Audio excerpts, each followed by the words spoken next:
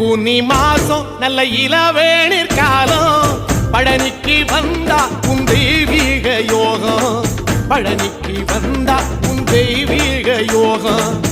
உத்திர நாளில் உன் உற்சவ திருத்தேரில் சிங்காரமாக உன் அலங்காரம் கண்டே அலங்காரம் காண நான் ஆனந்தமானே கைலாசன் மகராசா உன் வாசல் வந்தேனே குளிரான பன்னீரால் அபிஷேகம் கண்டேனே